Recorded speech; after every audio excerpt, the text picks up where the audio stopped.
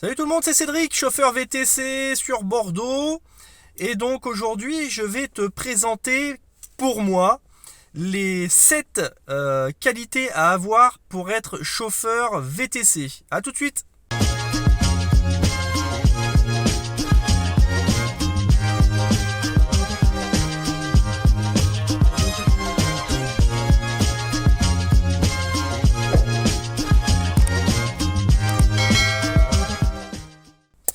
Donc si tu aimes cette vidéo, ce contenu, n'hésite pas, tu me laisses un like et tu t'abonnes, s'il te plaît.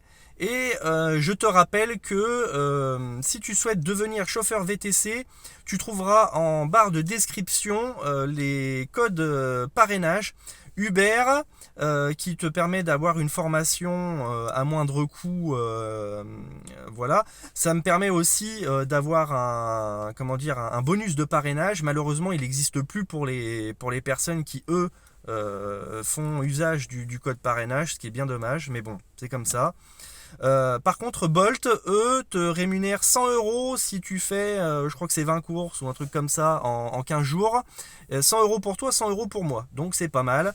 Voilà, n'hésite pas, ça serait dommage de passer à côté si tu t'inscris sur les plateformes Uber et Bolt. Regarde en description. Alors, donc, les 7 qualités à avoir pour être chauffeur VTC. Alors, déjà, ces 7 critères, enfin, qui, voilà, selon moi, sont importants pour être chauffeur VTC. Ils sont pas, là, je vais pas vous les citer par ordre d'importance, ok? Alors, en numéro 1, je dirais se lever tôt et maîtriser son temps. Alors, quand tu es chauffeur VTC, tu as des périodes où tu vas avoir comment dire, tu vas avoir des périodes de forte demande. Ça va être tôt le matin, ça va être tard le soir, ça va être le week-end. Donc il faut être capable de pouvoir travailler, peut-être pas à toutes les périodes de rush, mais au moins une bonne partie des périodes où ça travaille bien. Et donc parfois de te lever tôt ou de bosser le vendredi soir, le samedi soir, le dimanche matin. Voilà, si tu n'es pas prêt à le faire, bah, tu vas te priver d'une partie de chiffre d'affaires qui est non négligeable. Voilà, sache-le. En numéro 2, c'est maîtriser ses coûts. J'entends par là être un bon gestionnaire d'entreprise. Si tu pars du principe où tu te lances dans le métier du VTC, tu achètes une grosse voiture, pire que ça même, tu loues une grosse voiture qui te coûte 1000 € par semaine, enfin voilà, ça va être un gouffre. Par-dessus ça, tu fais des dépenses par-ci par-là.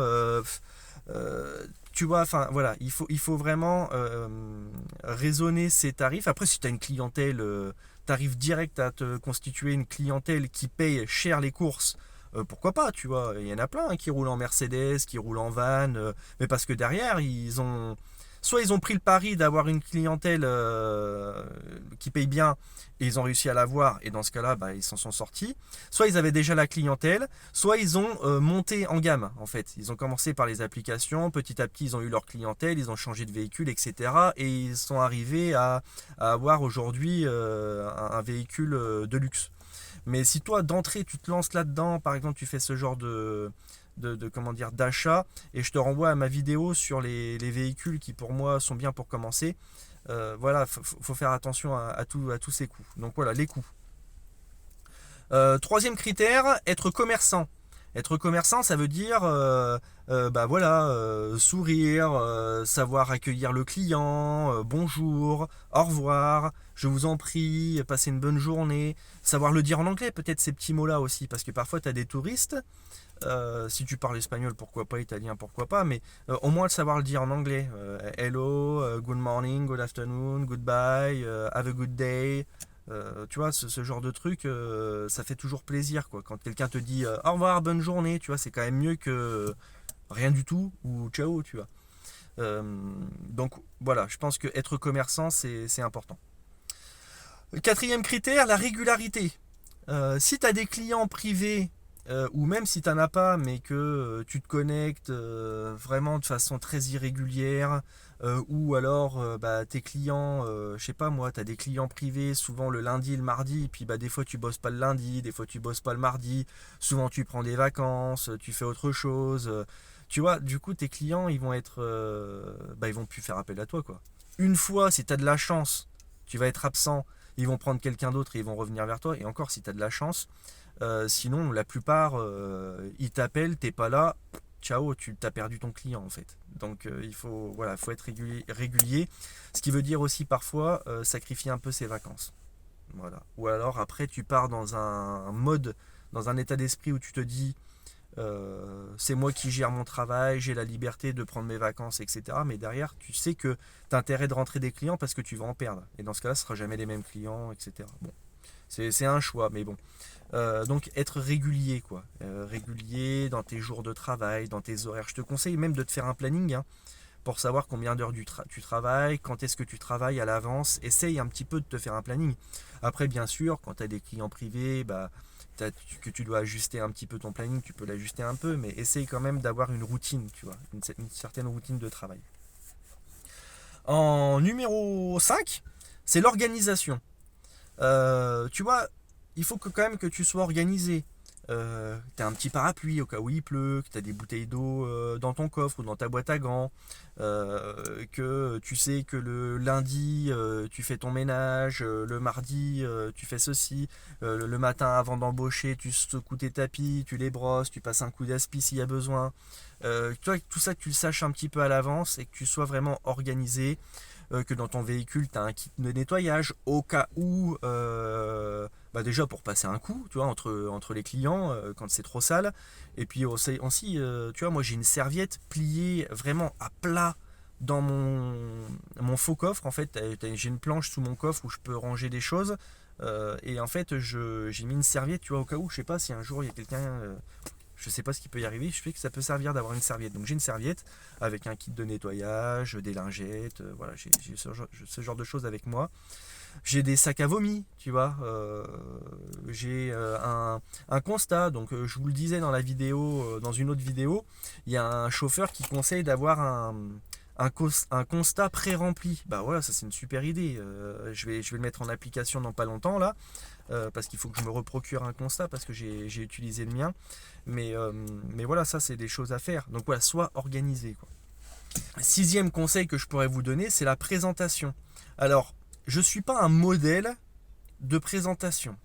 Alors, dans le sens où, tu le vois, dans toutes mes vidéos, je ne suis pas en costard. Souvent, tu vois, j'ai un manteau comme ça, ou quand vraiment ça caille, j'ai le gros manteau. Des fois, j'ai une chemise, mais pas toujours. Souvent, j'ai un polo, parce que bon, ça reste quand même assez habillé, mais c'est pas non plus.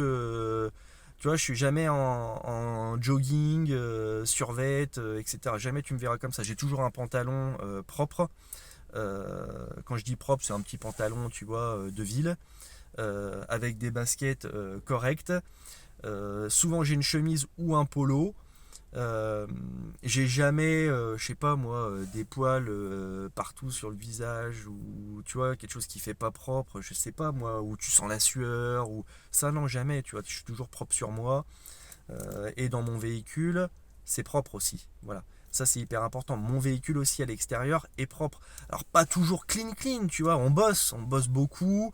Je mets pas mon véhicule tous les jours au lavomatique. Mais par contre, si par exemple tu décides de te lancer dans la clientèle haut de gamme, même si c'est pas du tout ce que je te conseille hein, d'entrée, si tu as une Mercedes et qu'elle est dégueulasse, tu peux rouler en poubelle, tu vois, enfin en Mercedes, si elle est dégueulasse, franchement, enfin, c'est pas terrible quoi. Dans ce cas-là, tu te mets dans un mode, je m'habille en costard, je roule en Mercedes, ou même t'as pas besoin d'être en Mercedes pour être en costard, hein. Il y a des gens qui roulent en Toyota qui sont en costard. Bon, chacun fait ce qu'il veut. Moi, je me sens plus à l'aise comme ça. Je pars pas du principe où je peux démarcher des hôtels, tu vois, comment dire, des caves à vin ou des choses comme ça avec le véhicule que j'ai actuellement. J'ai une Toyota Auris, pour ceux qui ne savent pas. Donc, je fais beaucoup d'applications et les autres clients que j'ai, c'est pas une clientèle, on va dire, qui s'attache beaucoup au fait que je sois en costard ou quoi, tu vois, ça sera un décalage avec leur quotidien. Je sais pas si tu vois ce que je veux dire. Tu vois, parfois on voit les politiques et on se dit, ces mecs-là, ils sont carrément en décalage avec nous là. Et ben, moi, par rapport à ma clientèle que j'ai actuellement, je serais en décalage complet si j'étais en costard cravate avec eux. Je vois pas l'intérêt. Et puis je me sens bien comme ça. Donc voilà. Mais quand même, véhicule propre, propre sur toi. Véhicule extérieur à peu près propre aussi, la plupart du temps. Et ça fait le taf. Et puis tu vois, j'ai 5 étoiles sur Uber et ça se passe très bien. En dernier point, numéro 7, je dirais le contrôle de soi. Le contrôle de soi, ça veut dire... qu'est-ce que j'entends par le contrôle de soi? Contrôle de soi dans le sens où il faut que tu résistes au stress. Des fois, tu es là, t'attends, t'as pas de course, t'attends. L'hiver, c'est un peu plus calme. C'est un peu stressant d'être là et de te dire bah je perds mon temps en fait, qu'est-ce que je fous là, ça sonne pas, au lieu de ça il faut plutôt que tu réfléchisses à qu'est-ce que je peux faire pendant ce temps-là. Est-ce que je peux faire des flyers, démarcher, faire des appels, appeler je sais pas moi des restaurants, des trucs comme ça pour essayer d'avoir de la clientèle, ou mais voilà, en tout cas pas baisser les bras et te dire bah allez je rentre chez moi, tu vois, ça peut être ça en fait, le contrôle de soi. Mais après ça peut être aussi avec les clients. T'as des clients qui sont pas gentils. Ils sont pas gentils. Je suis tombé rarement sur des clients vénères, mais des fois tu sais, tu prends sur toi quoi. Par exemple, je suis sûr que tu en as plein, n'hésite pas à me laisser en commentaire des exemples de ta vie de VTC. Mais par exemple, tu vas chercher un client, c'est difficile de se garer devant chez lui. Tu arrives à quand même te mettre dans un coin et tout pour l'attendre. Le gars, il te fait galérer pendant 3-4 minutes. 3-4 minutes, c'est long dans une rue où tu peux pas te garer. Hein. Le gars, il arrive, il te dit pas merci ou désolé pour l'attente. Franchement, moi, ça me met vénère. Et alors là, contrôle de soi. Tu vois ? Même si le gars, tu trouves qu'il est pas correct, ou alors les gens qui arrivent dans ta voiture et qui te disent pas bonjour, même si c'est pas correct, maîtrise, tu vois. Tu dois avoir, ça rejoint un petit peu le côté commerçant. Bonjour, voilà, tu fais abstraction, tu dis pas bonjour, tu vois, quand même, parce que sinon ça le fait pas, quoi, tu vois. Donc non. Il faut pas se laisser marcher dessus quand il y a quelqu'un qui dépasse les bornes, et je vous en ai parlé dans une vidéo où je vous parlais de ceux qui ramènent de la bouffe dans le véhicule. Là tu peux leur dire non, vous mangez pas dans mon véhicule, etc. Voire même il y en a qui les prennent pas du tout, hein. Il y a des chauffeurs, t'es là avec une pizza sur le bord de la route, ils tracent, hein, ils s'arrêtent pas, hein. Mais une fois, le truc que j'avais fait une fois à une cliente, déjà d'une, j'arrive, elle me commande alors qu'elle est dans une pizzeria en train de commander une pizza.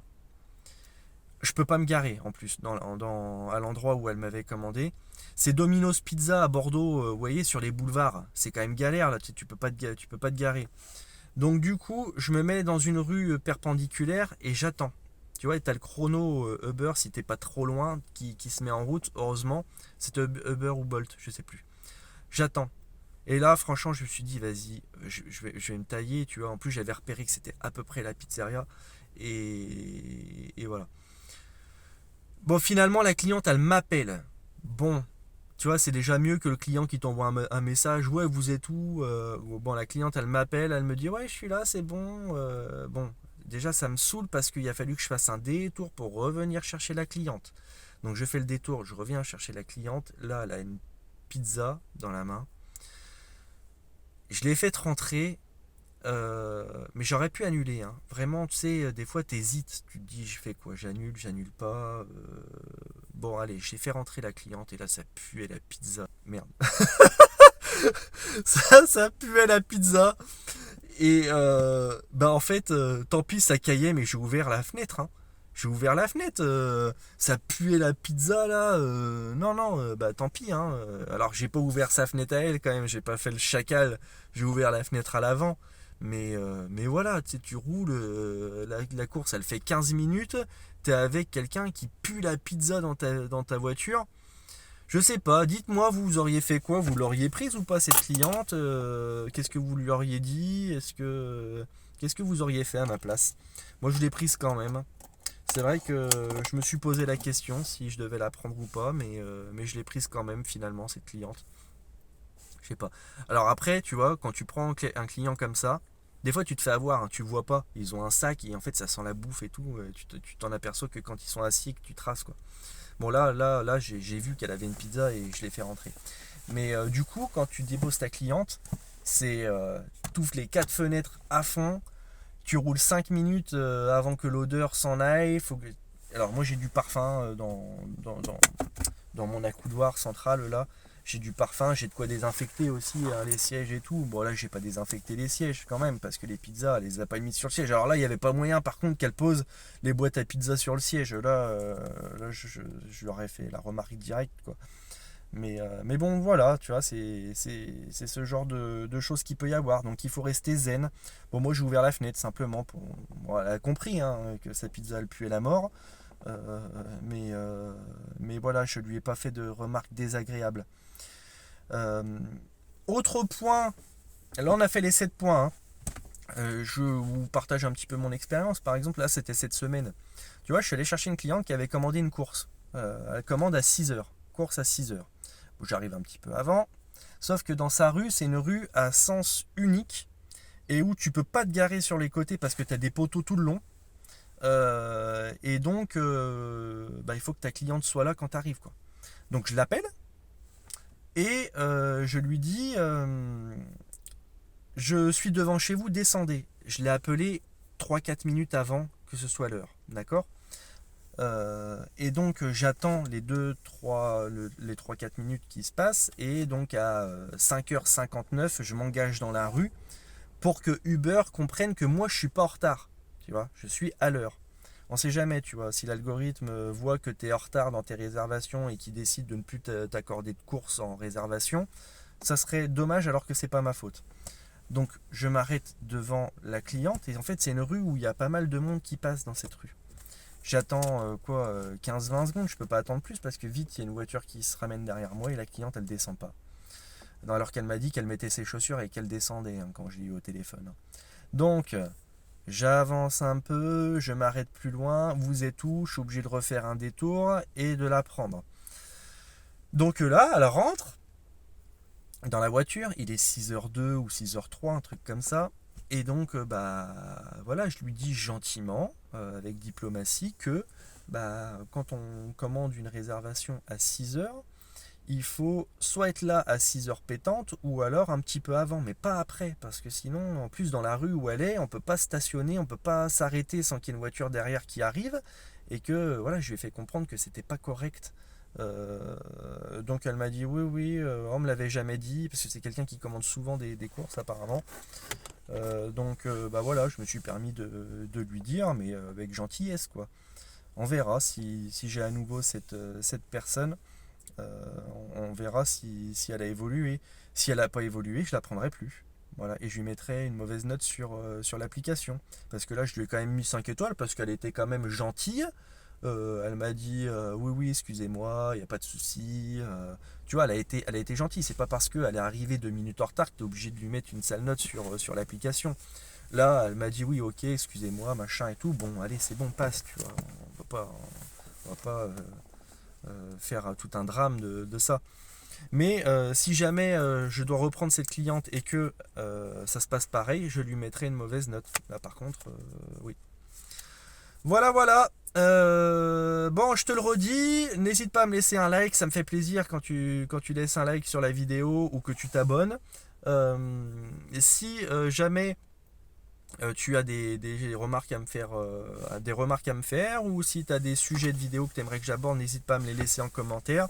Si tu comptes t'inscrire en tant que VTC, que tu n'es pas encore VTC, tu veux devenir VTC, tu as le code parrainage Uber en description, et si tu es nouveau VTC, tout nouveau, et que tu n'es pas encore inscrit sur Bolt, tu as aussi le code parrainage Bolt, mais là il faut que tu sois déjà VTC pour t'inscrire sur Bolt, et tu as 100 € pour moi, 100 € pour toi, et c'est très rapide du coup de les avoir, en 15 jours c'est plié, tu as tes 100 €, j'ai mes 100 € si tu fais le nombre de courses qu'il faut. Voilà, sur ce, je vous laisse, passer une bonne journée, et je vous dis ciao, bye bye.